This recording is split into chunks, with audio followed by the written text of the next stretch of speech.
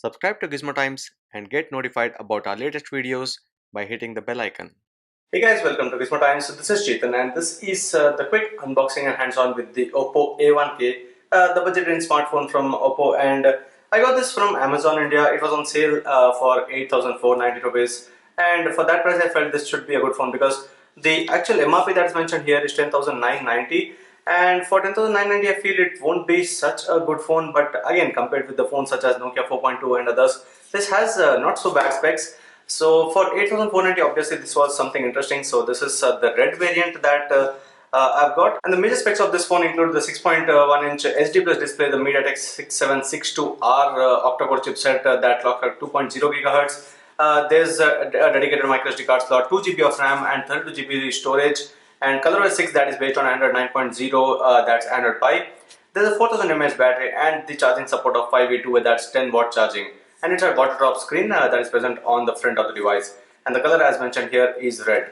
So let's open the box package and then check out what comes in it and how good the phone is when you talk about the design and the initial overview of it. Firstly, opening the box package, what you get is this rubber cover that comes inside the box, and this is the transparent rubber cover which keeps the back protected, and apart from that you get this quick start guide as well as the information guide, and it also has the warranty details.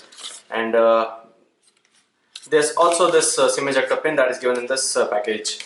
Next is this phone, that's the Oppo A1K, and this is the red color, though I felt it should have been mentioned as red on the front of the box as well, because I was a bit confused with the box showing it as red as the name of the color, but the branding did not show it.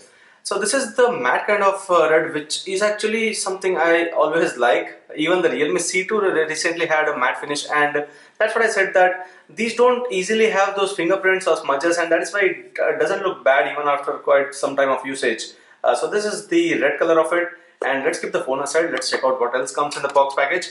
So there are a couple of more accessories. There's no set of earphones, but this is the 5V2 travel adapter that you get in the box package, and this is better than some of the other phones. Even the Realme C2 has the basic charging support. The Nokia 4.2 yesterday gave a box charger that was a 5V1A output one. That's the 5 watt charging, and this is 10 watt, and there's a micro USB cable as well in the box package. So these are the main accessories and the box content of the phone. So while we try to start the phone, let's also talk about the physical aspect of the device. So on the back what you get is this camera. That's an 8 megapixel camera that comes with the f2.2 aperture, and there's a dual LED flash. There's a single LED flash support that is given here, and the Oppo branding towards the back. And towards the bottom of the device there's the micro USB port, the speaker grill, the microphone, as well as the 3.5 headset jack. On the right is the power button, and on the top is nothing. There's no secondary microphone given in this phone. And on the left you get the power button as well as the SIM card tray. And just to mention, the SIM card tray has 3 slots. There are 2 nano SIM card slots and 1 dedicated micro SD card slot for the storage expansion. And since this is 32 GB ROM, you might need a micro SD card later, so there's no need to compromise with the micro SD and SIM cards because there's a dedicated micro SD card slot that is given here. Let's quickly set this phone up, and while doing that, this is a 6.1 inch display that comes with the 1560 into 720 pixels of screen resolution, and that is HD plus resolution that you get here. We aren't told about any screen protection here. It's 282 ppi of pixel density, but I'm not sure if there's any screen protection given here. So you might have to use one of the screen protectors or also tempered glass. Though in the box on the phone itself you have a first screen protector that is to protect it from the scratches. This is a 5 megapixel f2.0 front facing camera for the selfies, and there's a earpiece grill just above that. There's some wide chin towards the bottom, and on the side the bezels are not huge, but they are still noticeable. And even on the top there is quite some bezel that is given here. But again, for a budget device, having a water drop notch display is quite a good thing. So there's not much to complain about in that aspect. So for the security, there's face and passcode. There's no fingerprint sensor given on this phone. So there's only face and passcode that you can use. That's a face unlock as well as either pin pattern or password. So those are the 4 options that you get to use. I'll skip all this, and this is the ColorOS 6 that you get here. So this is the ColorOS 6 that is seen on most of the recent Oppo and Realme phones. Even the Realme 3 and the Realme 3 Pro had the same, that's the ColorOS 6 based on Android 9 Pie. Firstly, let's go into the settings, and into the about section, about phone. This is ColorOS 6.0 based on Android 9 Pie. And next what you see here is 2 GB of RAM and 32 GB storage. It's a bit sluggish with the UI, although again this is the first time it's booting up, so obviously there should be some initial setup lags, so we might have to wait for a few seconds before it actually stabilizes. So this is Android Pie that is given here. There's 2 GB of RAM and 19.6 GB is available to the user out of 32 GB that is given here. And the Android security patch level is March 5th of this year. And under the other settings, what you see is firstly this face and passcode. Let me quickly set up face unlock as well so that we see how good that is. Let's try setting it up quickly. So I'll have to enroll the facial data.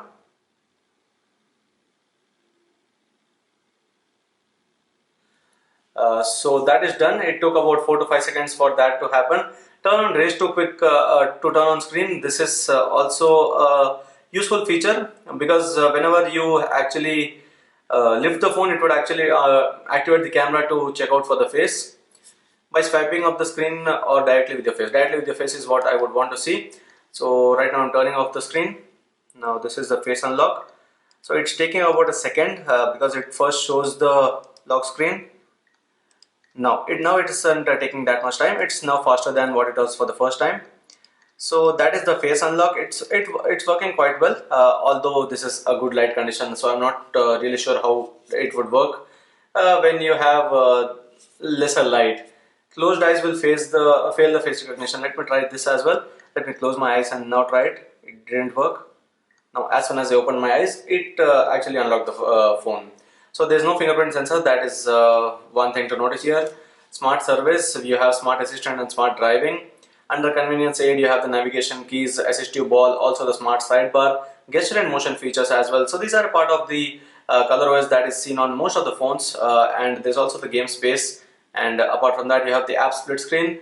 You have the game space where you have a game assistant. There's an exclusive toolbar that you can use to enhance your gaming experience. And these are the other pre-installed applications. You have Amazon Shopping, you have browser as well as the Google applications as well. And you have the Oppo App Store given here, UC browser and WebNovel. Some of them are really not needed, but they are given here. Now getting into the camera application, where you have an 8 megapixel rear camera with the f2.2 aperture and a 5 megapixel front facing camera with the f2.0 aperture. So you have the regular options such as photo, video. Let's check out the video recording possibility. There's full HD videos possible with the rear camera, and with the front facing camera, let's see what is possible.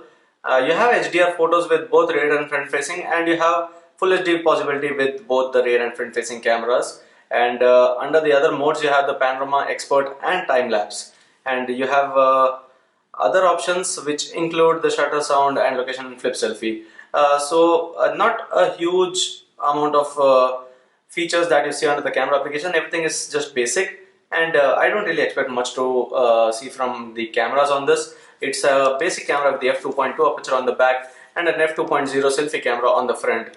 So that is with the cameras as well, and that's actually pretty much about the Oppo A1K. It has a 4000 mAh battery, which is a really good thing. Apart from that, it has a 10-watt charging as well, which some of the phones in this price range are failing to do so. So that is everything about the Oppo A1K. We'll be doing the gaming review of this to see if the MediaTek MT6762R is able to do well. So do stay tuned for that. And apart from that, this is everything about the Oppo A1K. If you still have any other questions, do let me know in the comment section below and subscribe to Gizmo for more. Thank you for watching and see you in our next video.